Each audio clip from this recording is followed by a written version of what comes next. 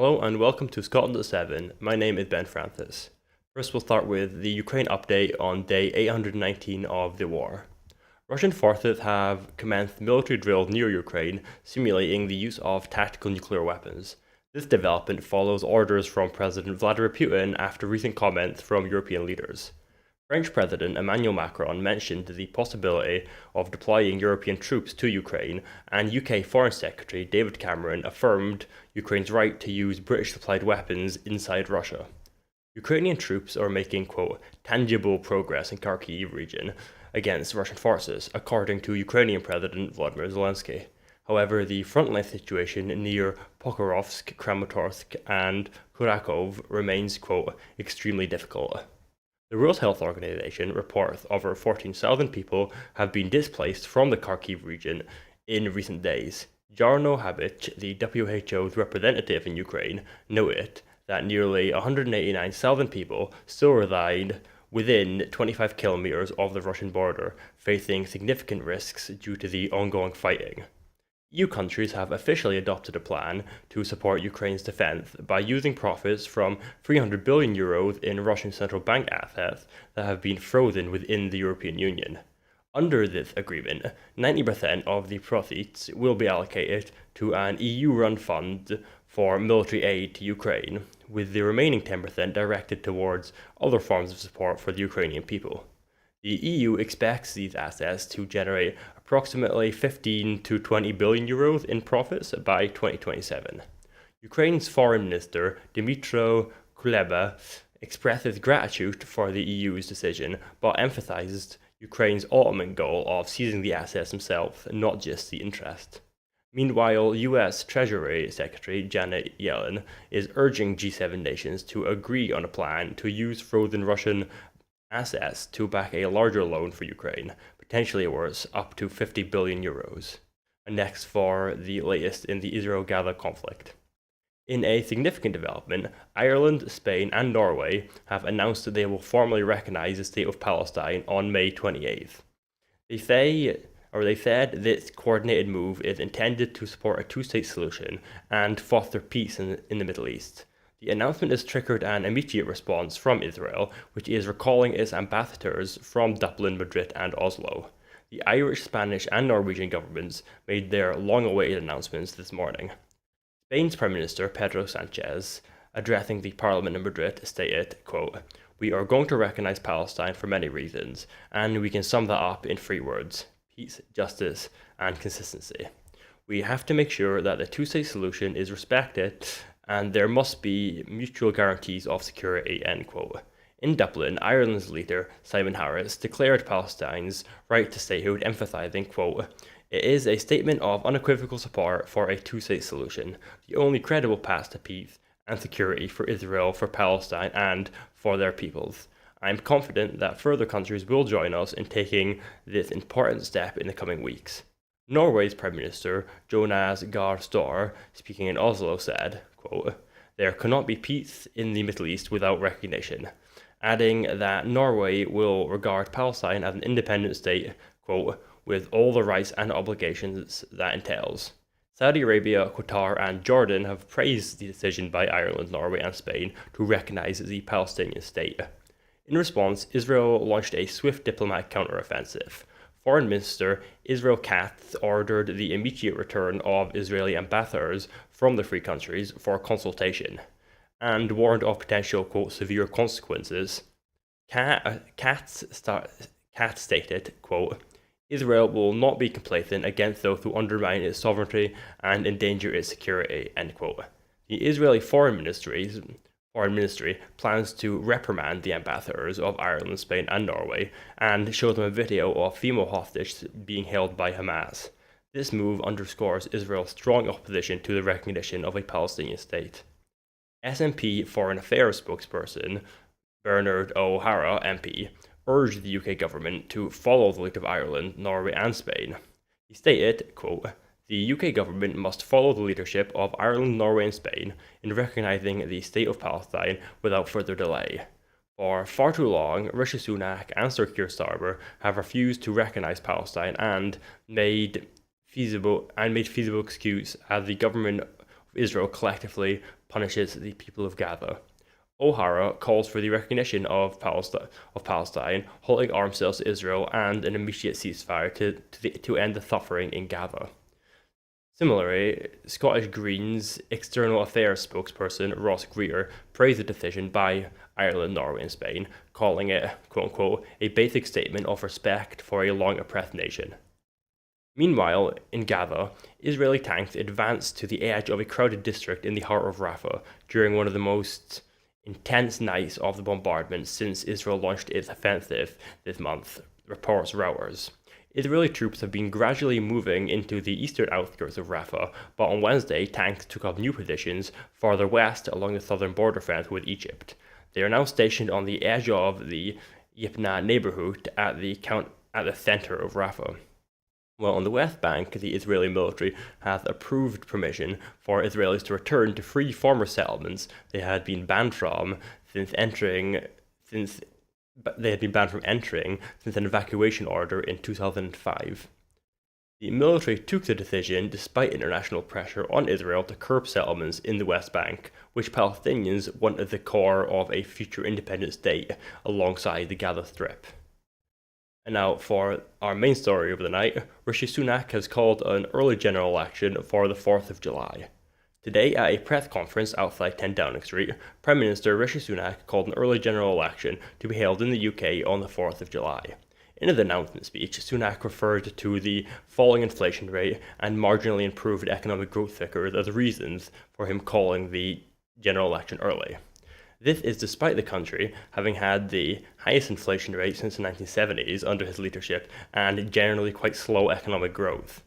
In his speech, Rishi Sunak also raised the spectre of foreign threats to the UK in the forms of Russia, China, quote, Islamists in the Middle East, end quote, and mass migration, using them as the reasons why people should vote for his party in the upcoming election.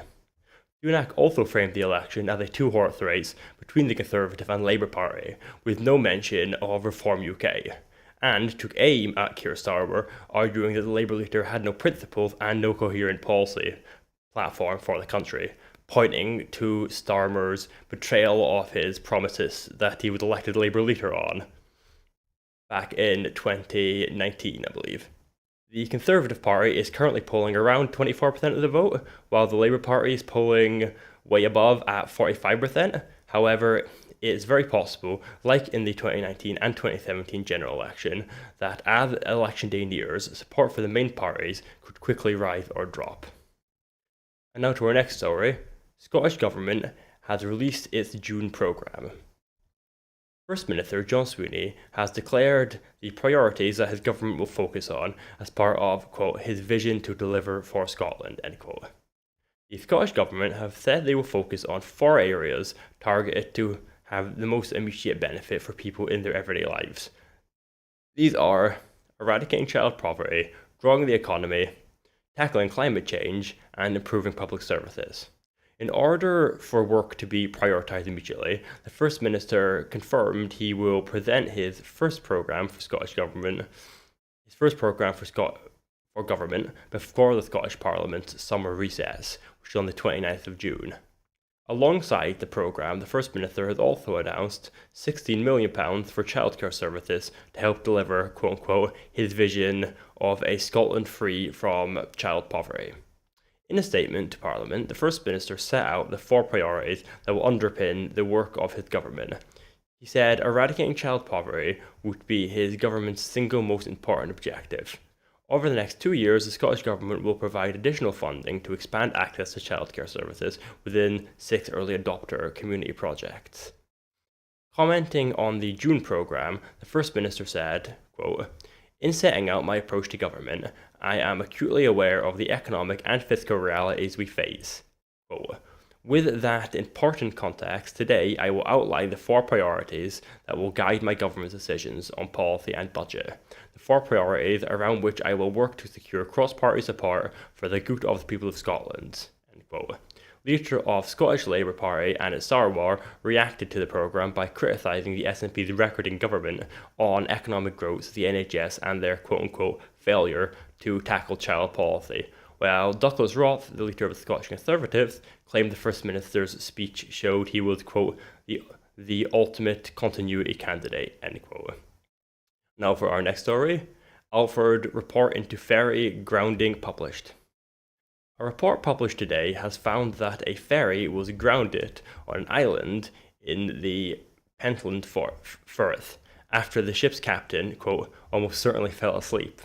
The incident occurred on July the 5th, 2022, when the MV Alfred grounded on Swanna during a crossing from Gilve Bay to St. Margaret's Hope in Orkney. A total of 41 people were injured in the accident. The Marine Accident Investigation Branch revealed that the ship, quote, routinely passed too close to the land and that there was a, quote, lack of assurance, end quote, that the crew followed proper procedures. The report highlighted the ship's master experience at a, quote, loss of awareness, end quote, likely due to falling asleep. Approximately 70 seconds, causing the ferry to swing towards the coast and strike rocks at a speed of 13 knots. At the time of the accident, 97 people were on board, and of the 41 injuries, 10 were serious. The ferry had followed an unauthorized passage plan, taking a route closer to Swanna, which was deemed, quote, inadequate. The primary navigation tool, an electric chart display information system, was not efficiently used to warn of the danger. Additionally, the Orkney Harbour Authority's vessel traffic service did not monitor the ferry's movement and failed to raise the alarm when it entered the guard zone around Swanna Island. After grounding, Alfred's emergency response did not adhere to safety procedures, partly because the vessel's drills had not adequately prepared the crew. Passengers with infants reported confusion among the crew about using life jackets for babies. The Harbour Authority has since improved its oversight of ferry operations. MAIB's Chief Inspector of Marine Accidents, Andrew Mull, stated that significant safety actions have been taken, and he praised Pentland Ferries for addressing the issues raised. Pentland Ferries Managing Director Helen Insker welcomed the findings, stating, quote, while we will never be complacent, we are satisfied that all actions that could be taken by Pentland Ferries to ensure passenger safety have already been taken, end quote. And now to our next story, Post Office Inquiry.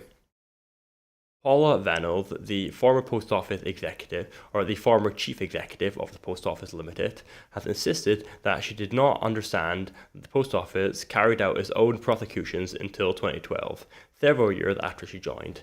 Despite that time there being the high-profile case of Seema Misra and, quote, collectively hundreds of prosecutions, end quote, she said it was, quote, completely unacceptable.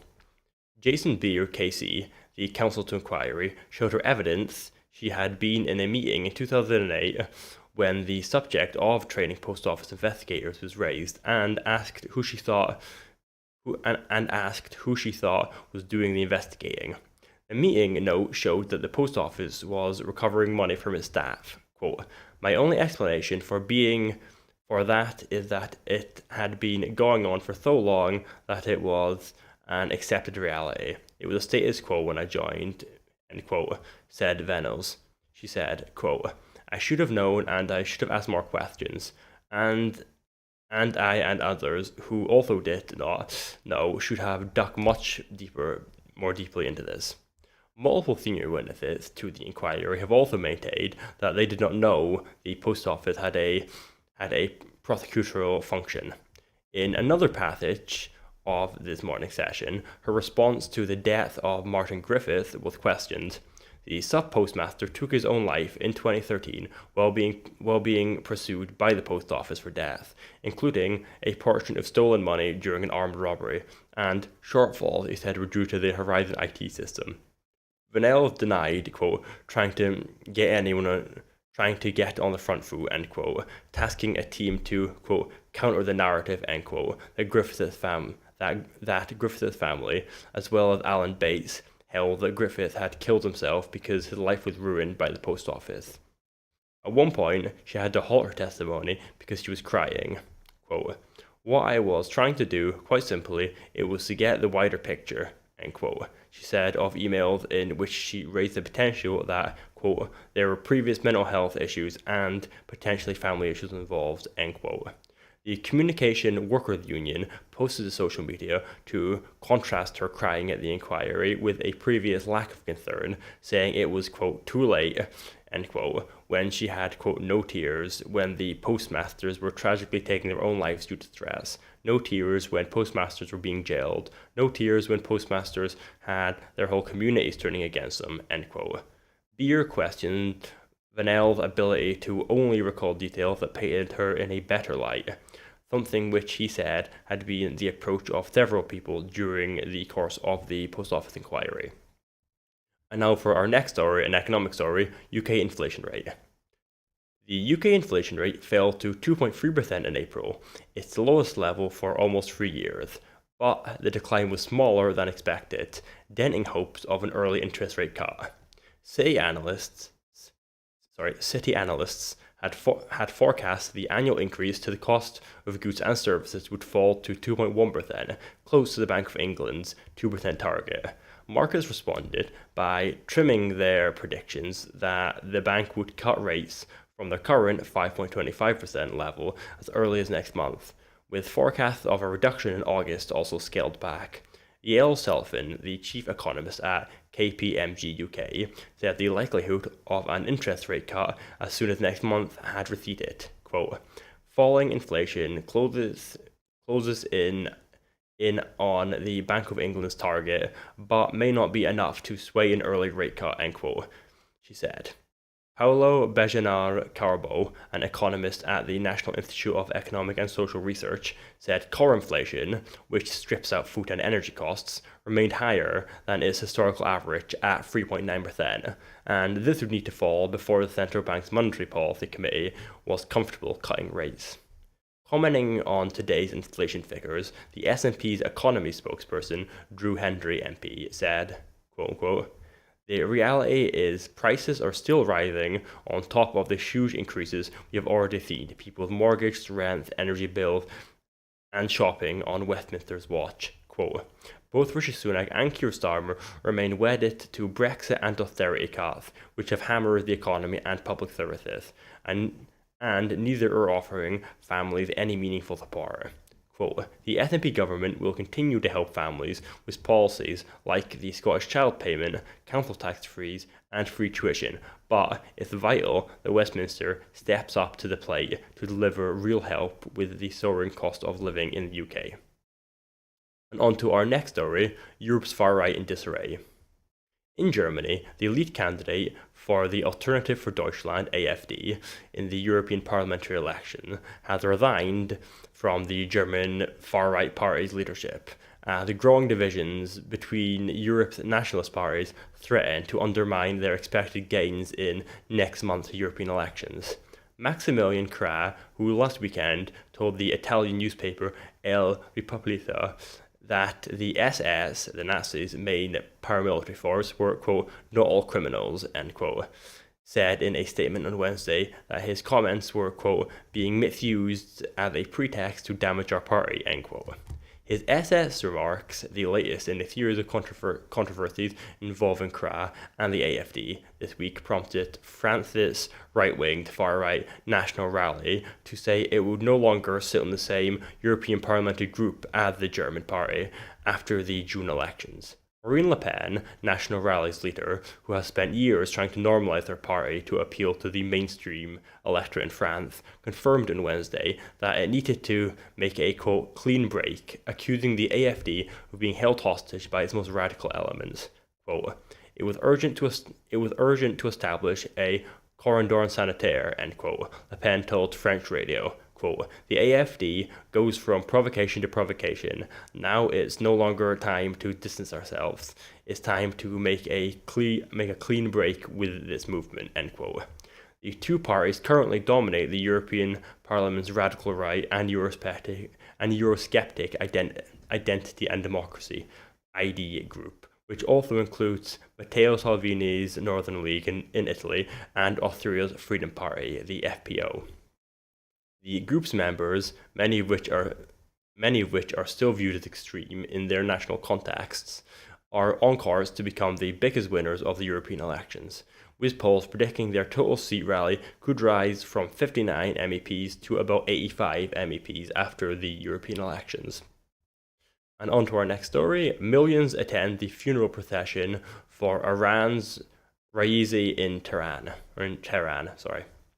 Millions of mourners flocked to a funeral procession in Tehran on Wednesday after the death of Iranian President Ebrahim Raisi in a helicopter accident, footage from Iran's state television showed. The broadcaster showed the country's supreme leader, Ayatollah Ali Khamenei, leading a prayer ceremony in front of the victim's coffin. The procession then made its way from Tehran University towards Freedom Square, along crowded streets filled with mourners. Raisi, Foreign Minister Husseini Amir Abdullah, and 7 other people were killed when their helicopter crashed in a mountainous area of northwest Iran on Sunday. In the wake of the crash, Khamenei ordered 5 days of national mourning on Friday. Wednesday's funeral ceremony was attended by numerous high-ranking political and military representatives, as well as foreign dignitaries, the state news agency IRNA said. Raisi is to be buried in his hometown of Mashhad on Thursday at the shrine of Imam Reza, the 8th Imam of Shia Islam. High-ranking representatives of friendly states are expected to attend, including the Russian parliamentary leader. Iran's state railway company has organized special trains to take mourners from Tehran to the northeast city of Mashhad. Raisi's death has provoked mixed reactions in Iran. While supporters of the country's Islamic regime have mourned the loss of an important political figure, critics have highlighted the heightened repression and his administration oversaw. And on to our next story. New training facility for NHS Scotland workforce. Health Secretary Neil Gray has opened the NHS Scotland Academy Skills and Simulation Centre at Clydebank's Golden Jubilee University Hospital. The custom-built centre provides training and educational facilities to practitioners, including an array of advanced simulations. Designed and run by the NHS Scotland Academy, a partnership between NHS Education for Scotland and NHS Global Jubilee, the centre replicates real-world environments where learners can develop their skills in a safe, controlled environment. During its first year in operation, it's expected that the centre will train more than 800 healthcare staff, helping to accelerate training for in-demand areas of the NHS workforce. For example, nurses will now be able to develop their operating theatre skills in just 6 months instead of a year, which it previously took. On the new facility, Health Secretary Neil Gray said, quote-unquote, "Harnessing the latest technology is an important part of our plan to reform and recover Scotland's NHS. It's exciting to see how the innovations in the Skills and Simulation Centre will be used to accelerate training skills by providing unprecedented hands-on experience. Quote, the NHS workforce is our greatest asset, and that is why it's so important to invest in their training and development. Quicker and more effective training will help improve diagnostic accuracy and therefore patient outcomes, as well as address workforce pressures and aid retention of our staff across NHS Scotland." End quote. And now to our next story, solution to ancient astronomy puzzle to aid solar storm warnings. Edinburgh University has issued a statement saying that scientists have unlocked a vital clue in a solar mystery that has intrigued astronomers, including the great Galileo, for some 400 years. Research suggests that the process that generates the sun's magnetic field, known as the solar dynamo, begins much nearer the star's surface than previously thought, and happens for unexpected reasons. Pinpointing the process's starting location and understanding its evolution could help improve solar storm forecasting, researchers say. These explosive eruptions from the magnetic field can trigger auroral displays, such as the Northern Lights, and on rare occasions, damage satellites and electricity grids. The solar dynamo converts energy from the sun's rolling superhot plasma into a powerful magnetic field, while the sun is known to go through 11-year cycles during which solar activity grows increasingly intense. Nearly all the detail about what happens below the surface, including the starting point of the solar dynamo, has remained unclear for centuries. Previous research suggested the dynamo process begins at the bottom of a deep ocean of churning gases more than 130,000 miles below the sun's surface.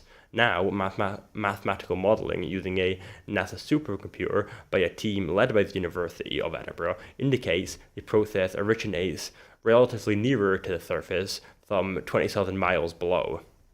They found that strong solar winds near the surface drive the creation of magnetic field for a process that previous theories had overlooked, called the magnetotritonal instability, which also occurs around black holes and young planetary star systems. The most powerful solar storm known to have hit Earth was the so-called Carrington event in 1859, which damaged the fledgling telegraph system and caused striking worldwide auroral displays. A storm of similar intensity would wreak havoc on Earth today, the team says, given so many aspects of modern life depend on electricity. A similar storm in 2012 missed Earth by only 9 days. However, with enough warning about incoming solar storms, which can reach Earth in as little as 15 hours, engineers could take steps to prevent catastrophic damage to electronic networks, they add. Lead author Dr. Jeffrey Vazel of University of Edinburgh's School of Mathematics said, quote, "The solar dynamo is the oldest unsolved problem in theoretical physics. It's absolutely fascinating. We know the dynamo acts like a giant clock with many complex interacting parts, but we don't know all the pieces or how they fit together." Quote, "Knowing how something starts is essential to understanding and predicting it. My colleagues and I have been working out the details of these ideas for 20 years. It's very satisfying to see the model fit nicely with observational data." Quote, We found a new idea about how the sun's dynamo happens, which is quite unexpected, but makes a lot of sense in the context. The team paid tribute to Professor Keith Julian of the University of Colorado Boulder, who was part of the study for many years and passed away after its completion. Well, that is it for this evening, but before I go, I just want to remind you that at Broadcasting Scotland, we depend on the generosity of our supporters. Our programs will always be free to view. However, if you can afford just £5 a month, please consider becoming a Broadcasting Scotland supporter. To everyone who has donated and to everyone who has signed up to make a regular monthly payment, thank you very much. Our focus must now move to securing the future of independent broadcasting for Scotland by growing our subscriber base and regular funding. So goodbye and thank you for watching.